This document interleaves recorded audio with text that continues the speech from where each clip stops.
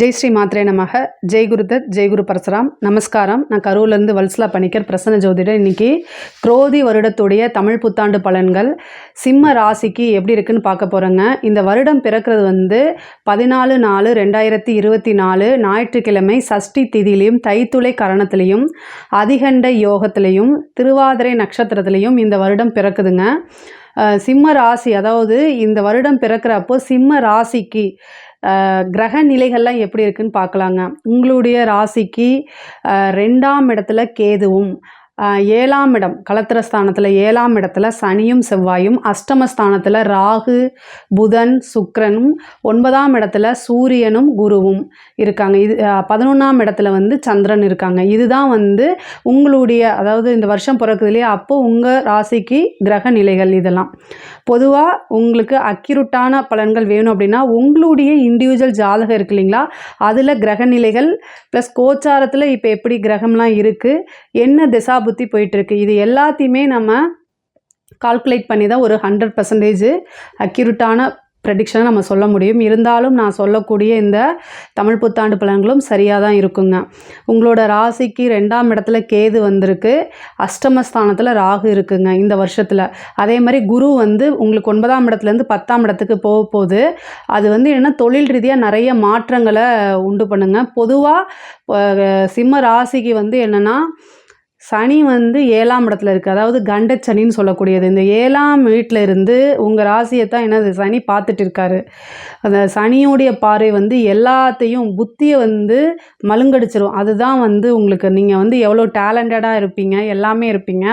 But ஆனால் என்னென்னா இந்த டைமில் அதெல்லாம் தேடணும். உங்கள் புத்திசாலித்தனம் எங்கே போச்சு, ஒரு விஷயம் செய்யும்போது எப்படி யோசிப்பீங்க, யோசித்து கரெக்டாக ப்ராப்பராக பண்ணக்கூடிய நபர் தான் சிம்ம ராசியை பொறுத்த வரைக்கும். அதாவது அது மக நட்சத்திரமாக இருந்தாலும் சரி, பூர நட்சத்திரமாக இருந்தாலும் சரி, உத்திர நட்சத்திரமாக இருந்தாலும் சரி, நல்ல டேலண்ட்டாக நம்ம ஒரு டைமிங்கு, பங்க்சுவாலிட்டி, கரெக்டு, இது சரி இது தப்பு எல்லாமே தெரியக்கூடிய நபர்கள் தான் நீங்கள். ஆனால் சனியோடைய பார்வை, அந்த 7ஆம் பார்வைங்கிறது வெறி கொண்டு பார்க்குற மாதிரின்னு வச்சுக்கோங்களேன். இந்த டைமில் நீங்கள் யோசிக்காமல் செய்யக்கூடிய ஒவ்வொரு விஷயமும் உங்களுடைய வாழ்நாள் ஃபுல்லாக பாதிக்கும். அதனால் ஒவ்வொன்றும் யோசித்து செய்யுங்க. உங்களுக்கு யோசிக்க முடியல, எது தப்பு எது சரி அப்படின்னு தெரியலேன்னு வச்சுக்கோங்களேன், உங்களுடைய வெல்விஷர்னு ஒருத்தங்க இருப்பாங்க இல்லையா, உங்களுடைய நலம் விரும்பிகிட்ட கேட்டு அதுக்கப்புறம் அதை செய்யுங்க. அதுதான் பெட்டர், உத்தமம். தொழில் ரீதியாக நல்ல மாற்றங்கள் தான் உங்களுக்கு வரப்போகுது. தொழிலில் நிறைய மாற்றங்கள்னால் வெளிநாடு போகக்கூடிய அமைப்பு, தொழில் ரீதியாக உத்தியோக ரீதியாக போகக்கூடிய அமைப்புகள். பார்ட்னர்ஷிப் இருந்துச்சுன்னா அந்த பார்ட்னர்ஷிப்புக்குள்ளே சின்ன சின்ன பிரச்சனைகள். உங்களுக்கு 7ஆம் இடத்துல தான் சனி இருக்கார்.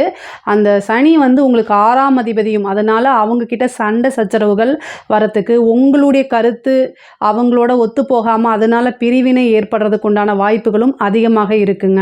அதே மாதிரி 4ஆம் இடத்தை சனி பார்க்குது. படிக்கலைன்னா வாழ்க்கை இல்லை அப்படிங்கிறத நீங்கள் அதாவது மைண்டில் ஏற்றிக்கணுங்க. 4ஆம் வீட்டுக்கு சனியோடைய பார்வையும் இருக்குது, சேம் குருவோட பார்வையும் வருது. ஆனால் படிப்பு கண்டிப்பாக சனியோட பார்வை இருக்கும்போது என்னென்னா நிறையா உங்களைய கன்ஃபியூஸ் பண்ணிவிடும், ட்ராக் மாறுறதுக்கு உண்டான அதிக வாய்ப்பு இருக்குதுன்னு வச்சுக்கோங்களேன். 4ஆம் இடத்துக்கு எப்போல்லாம் சனியோடைய பார்வை இருக்கோ அப்போ உங்களுடைய படிப்பை பிரேக் பண்ணுறது, படிக்கலாமா வேண்டாமா, இல்லை வேலைக்கு போகலாமா, இந்த மாதிரி எண்ணங்களை ஏற்படுத்தும். முக்கியமாக சிம்ம ராசியில் பிறந்த ஜாதகருடைய பேரண்ட்ஸ் கவனமாக இருக்கணும். தன்னோட குழந்தை என்ன படிக்குது, அவங்க யார்கிட்ட பேசுகிறாங்க, பேரண்ட்ஸ் கவனிக்க வேண்டியது அவங்களுடைய கடமை, கட்டாய கடமைன்னு வச்சுக்கோங்களேன். ஏன் அப்படின்னா 4ஆம் வீட்டை சனியும் பார்க்குது. படிப்பு மட்டும் 4ஆம் இடம் இல்லை, ஒழுக்கமும் 4ஆம் இடம் தான். அதனால் அவங்க யார் கூட பேசுகிறாங்க, பழகுறாங்க, படிப்பு எப்படி போகுது, டீச்சர்ஸோடு அவங்க ரிலேஷன்ஷிப் எப்படி இருக்குது, அதே மாதிரி ஃப்ரெண்ட்ஸோடு அவங்களோட ரிலேஷன்ஷிப் எப்படி இருக்குது, அதெல்லாமே கவனத்தில் பார்க்க வேண்டியது பேரண்ட்ஸோடைய கட்டாய கடமைன்னு வச்சுக்கோங்களேன்.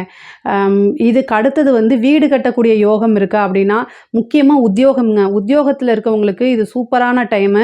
10ஆம் இடத்துக்கு குரு வருது, ப்ரொமோஷன், பதவி உயர்வு கிடைக்கிறதுக்கு வாய்ப்பு இருக்குது. அதே மாதிரி படிச்சுட்ருக்கவங்க உங்களுடைய விஷயங்களை நல்லா படித்து இது பண்ணிங்கன்னா கேம்பஸில் செலக்ட் ஆகிறதுக்கு வாய்ப்பு இருக்குது. படித்து முடித்தோடனே உங்களுக்கு வேலை கிடைக்கிறதுக்கு உண்டான வாய்ப்பு வாய்ப்பு அதிகமாக இருக்குது. நல்ல வேலைக்கு போய் நல்ல சேலரியில் இருக்கக்கூடிய அமைப்புகள்லாம் இந்த வருடம் வருது. அதை கரெக்டாக யூஸ் பண்ணிக்கோங்க. நீங்கள் வந்து யோசிக்கிறது வந்து என்னென்னா, இப்போ மழுங்கடிக்கிற மாதிரி இருக்கும். அதனால் ஒப்பீனியன் கேட்டு கேட்டு செய்யுங்க. அதுதான் நல்லது. நீங்கள் ஒரு விஷயம் சரின்னு நினைப்பீங்க, பட் ஆனால் அது வாழ்க்கைக்கு ஒத்து வராததாக இருக்கும். நான் சனியோடைய பார்வை இருக்கனால தான் இவ்வளோ தூரம் அழுத்தி சொல்கிறேன். 10ஆம் இடத்துக்கு சனி வந்திருக்காரு, சாரி 10ஆம் இடத்துக்கு குரு வந்திருக்காரு. அது வந்து 4ஆம் இடத்தை பார்க்குது. குரு ஒரு ஆப்பர்ச்சுனிட்டியை கொடுப்பாரு. சனி அதை வந்து உங்களுக்கு ஏன் இவ்வளோ தூரம் சொல்கிறேன் அப்படின்னா, சூரியன்னா பிரகாசம், சனினா வந்து இருட்டு, வெளிச்சம் இருட்டு, இது ரெண்டும் மாறி மாறி உங்களுக்கு அமைப்பு இருக்குது. அதனால இவ்வளோ தூரம் சொல்கிறேன் நான். கரெக்டான முடிவெடுக்க முடியாத சிச்சுவேஷன்ஸில் நீங்கள் இப்போ இருப்பீங்க. ஸோ அதனால் நீங்கள் உங்கள் வெல்விசட்டை கேட்டு ஒவ்வொன்றும் எடுக்கிறது ரொம்ப நல்லது. வீடு கட்டக்கூடிய அமைப்பு இருக்குது. கடன் வாங்கும்போது யோசித்து வாங்குங்க.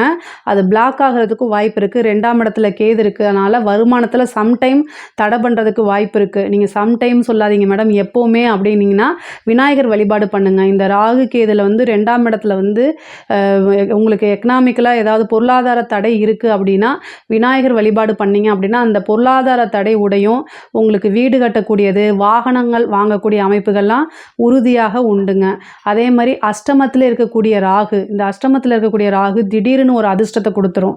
அது எப்படி வேணால் இருக்கலாம். உங்களுடைய ஆசை அபிலாசைகளாகவும் இருக்கலாம், அல்லது உழைக்காத வருமானம், லாட்ரி வாங்குறதோ, அல்லது புதையல் அப்படின்னா உழைக்காத வருமானத்தை தான் நான் எப்போவுமே சொல்லுவேன். மண்ணுக்கடியில் இருந்து எடுக்கிறது கிடையாது.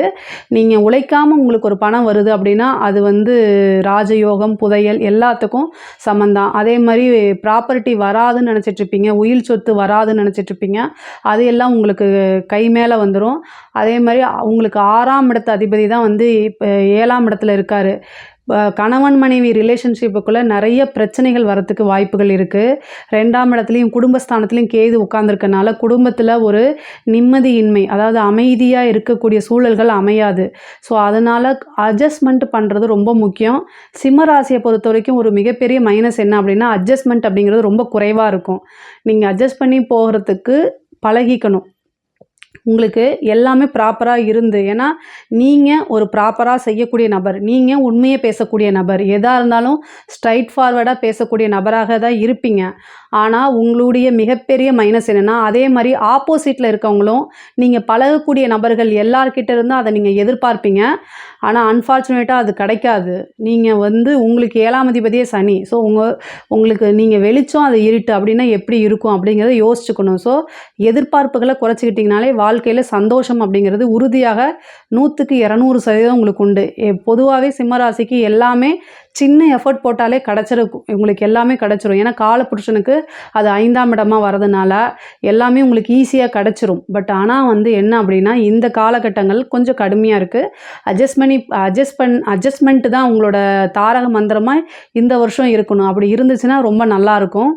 அதே மாதிரி உயில் சொத்துக்களில் பிரச்சனைகள் இருந்தால் அது சால்வ் ஆகும்னு சொன்னேன்ல, நீங்கள் யார் மேலாவது கேஸ் போட்டிருக்கீங்க, அது ரொம்ப நாளாக இழுத்துட்ருக்கு. பட் ஆனால் எதுவுமே வரமாட்டேங்குது, திருப்பி எதுவுமே வரமாட்டேங்குதுன்னா அது எல்லாமே உங்களுக்கு சக்ஸஸ் ஆகக்கூடிய காலகட்டங்கள் தான் இது. அதே மாதிரி பெண்கள் ரொம்ப கவனமாக இருக்கணும். செவ்வாய் ராகு, செவ்வாய் சனி கோச்சாரத்தில் எப்போல்லாம் சேருதோ அந்த காலகட்டங்களில் ரொம்ப ரொம்ப ரொம்ப ரொம்ப கவனம் தேவைங்க. செவ்வாய் சனி வாழ்க்கையில், அதாவது உங்களுடைய பிறவி ஜாதகத்தில் இருந்தால் கோச்சாரத்தில் எப்போல்லாம் செவ்வாய் சனி சேருதோ அப்போல்லாம் பிரச்சனைகள் வரும். மனசில் நிம்மதி இருக்காது, எந்த விஷயத்துலையும் ஃபோக்கஸே பண்ண முடியாது, அந்த மாதிரி இருக்கும். செவ்வாயும் கேதுவும் அஷ்டமஸ்தானத்தில் சேருது. அதாவது எப்போ அப்படின்னா மே மாதத்துக்கு அப்புறம். அந்த மே மாதம் வந்து பார்த்திங்கன்னா ஒரு 1.5 மாதம் வந்து ரொம்ப ரொம்ப கவனமாக இருக்கணும். முக்கியமாக வண்டி வாகனங்களை இயக்கும்போது குரு வந்து உங்களுக்கு அஷ்டமாதிபதியும் கூட, நல்லது தான் செய்வார், ஆனால் அஷ்டமாதிபதியும் கூட. 2வது சனியும் உங்களுக்கு 4ஆம் இடத்தை பார்க்குதுங்க. அப்போது 8ஆம் இடம், 4ஆம் இடம்ங்கிறது வண்டி வாகனம், 8ஆம் இடம்ங்கிறது திடீர் விபத்து கண்டங்கள் ஏற்படுறதுக்கு வாய்ப்பு இருக்குது. அந்த காலகட்டங்களில் பார்த்துருக்கணும். மனசு சரியில்லைன்னா வண்டி வாகனங்களை இயக்காதீங்க. ஏன்னா உங்களோட மனசு வேறு பக்கம் திங்க் பண்ணிகிட்ருக்கோம். நீங்கள் வண்டியில் போயிட்டுருப்பீங்க, எப்படி இருக்கும், அதனால் உங்களால் எதிரில் வரவங்களுக்கும் ஆபத்தாக முடிஞ்சிடும். மேக்ஸிமம் மைண்டு சரியில்லை அப்படின்னா வண்டி ஓட்டுறதே அவாய்ட் பண்ணிக்கோங்க. ஏன்னா மருத்துவ செலவு இருக்குங்க. குரு வந்து ஏன்னா திடீர்னு ஒரு சனி வந்து திடீர்னு ஒரு மருத்துவ செலவு கொடுத்துருவார். தாயாருடைய உடல்நிலையில் முக்கியமாக கவனம் தேவை. தாயாருக்கு சர்ஜரி அப்படிங்கிறது உண்டு. அதாவது மருத்துவ செலவு உங்களுக்கோ அல்லது தாயாருக்கோ இருக்குது. உங்களுக்கா இருந்தாலும் சரி, தாயாருக்கா இருந்தாலும் சரி, உடலில் ஏதாவது பிரச்சனை அப்படின்னா உடனடியாக மருத்துவரை அணுகிறது தான் ரொம்ப ரொம்ப நல்லது. இந்த குரோதி வருடம் வந்து உங்களுக்கு எக்கனாமிக்கலாக ரொம்ப சூப்பராக இருக்குங்க. அதாவது அரசியல்வாதிகளுக்கெல்லாம் ரொம்ப ரொம்ப அசுர வளர்ச்சின்னு சொல்லலாம்னு வச்சுக்கோங்களேன். ஏன் அப்படின்னா உங்களுக்கு 4ஆம் இடத்த குரு பார்க்குது, சனி பார்க்குது. ஒரு நல்ல பதவி கிடைக்கும். திடீர்னு ராஜயோகத்தை கொடுக்கறதுக்கு ராகு இருக்காரு. அதே மாதிரி குருவும் வந்து 10ஆம் இடத்துல இருக்குது. அப்போ வந்து நீங்கள் எதிர்பார்த்துருக்க மாட்டீங்க. பட் ஆனால் உங்களுக்கு ஒரு போஸ்டிங் கிடச்சிரும். அரசியல் அதாவது எலெக்ஷனில் ஜெயிக்கிற மாதிரி அமைப்பு வரும். ஏதாவது போட்டியில் ஜெயிக்கிற மாதிரி இருக்கும். திடீர்னு ஒரு பெரிய கான்ட்ராக்ட் கிடைக்கும். ஒரு பெரிய போஸ்டிங் கிடைக்கும். அது மூலிமா பல லட்சங்கள், பல கோடிகள் உங்களுக்கு சேர்ந்துடும். சிம்ம ராசியை பொறுத்த வரைக்கும் அரசியலுக்கு ரொம்ப ரொம்ப சூப்பர். அரசாங்க பதவியில் இருக்கவங்களுக்கும் இது ரொம்ப நல்லது. 8ஆம் இடத்துல வந்து ராகு இருக்குது. அஷ்டமஸ்தானத்தில் ராகு இருக்குது. உங்களுக்கு பணம் பல வகையில் வருங்க. அதை ப்ராப்பராக கொண்டு போய் சேர்க்கல அப்படின்னா அது காணாமல் போயிடும். அதே நேரத்தில் லஞ்ச லாவணியங்களை ஈடுபடும் போது ரொம்ப ரொம்ப கவனம் தேவை. சனி நான் வந்து 7ல் இருக்காருங்க. அவர் பார்த்துக்கிட்டே இருப்பார். திடீர்னு மாட்டி விட்டுருவார். இந்த கிரகங்கள்லாம் ஒன்றுக்கு ஒன்று கூட்டு தான். நமக்கு அதிர்ஷ்டம் அப்படின்னு தனித்தனியாக பார்ப்போம். பட் ஆனால் ஒருத்தருக்கு ஒருத்தர் கூட்டு சேர்ந்துக்குவாங்க. கேது வந்து 2ஆம் இடத்துல இருக்கனால பணம் வர மாதிரி கொண்டு வருவாங்க. ராகு அஷ்டமஸ்தானத்தில் இருக்குன்னா லஞ்ச லாவணியங்கள் கொடுக்கறதுக்கு ட்ரை பண்ணுவாங்க. சனி அதை மாட்டி விட்டுருவார். பார்த்துக்கோங்க. சனி, ராகு, கேது இதுங்களில் கவனம் வச்சுக்கோங்க. லஞ்ச லாவணியங்களை 1 வருஷத்துக்கு அவாய்ட் பண்ணிக்கோங்க. அதை அப்படியே நீங்கள் கண்டும் காணாமல் போயிட்டீங்கன்னா இந்த 1 வருஷம் வந்து உங்களுக்கு பிரச்சனை இல்லாமல் போயிடும்னு வச்சுக்கோங்களேன். ஆனால் பணம் சேர்க்கறதுக்கு உண்டான வாய்ப்புகள் உறுதியாக உண்டு. அது ஏதோ ஒரு வழியில் உங்களுக்கு வந்துடும். அதே மாதிரி பெண்களுக்கு வந்து இது வந்து ரொம்ப சூப்பரான டைமு. கேது வந்து 2ஆம் இடத்துல இருக்குது. குடும்ப நபர்களை அனுசரிக்கணும். பொதுவாக சிம்மராசி பெண்கள் வந்து என்னென்னா உழைக்கக்கூடியது. ஆண்களை காட்டிலும் பெண்கள் அதில் வந்து ரொம்ப வல்லவர்களாக இருப்பாங்க. ஆனால் என்ன அப்படின்னா 2ஆம் இடத்துல இப்போ கேது வந்திருக்குங்க. எக்கனாமிக்கலாகவும் முன்னேறக்கூடிய காலகட்டம். ஆனால் குடும்பத்தோட ஒத்துழைப்பு கொஞ்சம் குறைவாக இருக்கும். அதை பேலன்ஸ் பண்ணிட்டீங்க அப்படின்னா உறுதியாக சக்ஸஸ் பண்ணிடலாம். வெளிநாடு போகக்கூடிய அமைப்பு திடீர்னு வந்து உங்களுக்கு வரும். அதை மிஸ் பண்ணாமல் போங்க. கண்டிப்பாக அது மூலிமா உங்களோட வளர்ச்சி வந்து அடுத்த லெவலுக்கு போகிறதுக்கு அமைப்புகள் இருக்குங்க. கலைத்துறை சார்ந்தவங்களுக்கு திடீர்னு வந்து ஒரு நல்ல அமைப்பு. ஏன்னா சனி 7ஆம் இடத்துல இருக்கனால பொதுமக்களுடைய ஆதரவு கிடைக்கும். திடீர்னு ஒரு அங்கீகாரம், பாராட்டு, விருதுகள்லாம் கிடைக்கும். நீங்கள் செஞ்சுருப்பீங்க. அது அந்த டைமில் வந்து உங்களுக்கு எதுவுமே ரெகக்னைஸே கிடச்சிருக்காது. பட் ஆனால் இந்த டைமில் வந்து ஒரு மிகப்பெரிய பிரபலம் அப்படிங்கக்கூடிய அமைப்புகளை உறுதியாக கொடுப்பாருங்க. வீடு கட்டக்கூடிய அமைப்பு இருக்குது. வண்டி வாகனங்கள் வாங்கக்கூடிய அமைப்புகள் இருக்குது. சிம்ம ராசியை பொறுத்த வரைக்கும் இந்த குரோதி வருடம் ரொம்ப அருமையாக இருக்குது. ஒரு சில விஷயங்களில் மட்டும் கவனமாக இருக்கணும். அதுவும் சனியோடைய பார்வை இருக்கனால யோசித்து சிந்தித்து செயல்பட்டாலே இந்த குரோதி வருடம் மிகப்பெரிய லெவலில் உங்களுக்கு சக்ஸஸை கொடுத்துருங்க. இதில் ஏதாவது சந்தேகங்கள் இருந்துச்சு அப்படின்னா கமெண்ட்ஸில் கேளுங்க. கண்டிப்பாக நான் ஆன்சர் பண்ணுறேன். நம்மளுடைய சேனலை லைக் பண்ணுங்கள், ஷேர் பண்ணுங்கள், சப்ஸ்கிரைப் பண்ணுங்கள். நன்றி, வணக்கம்.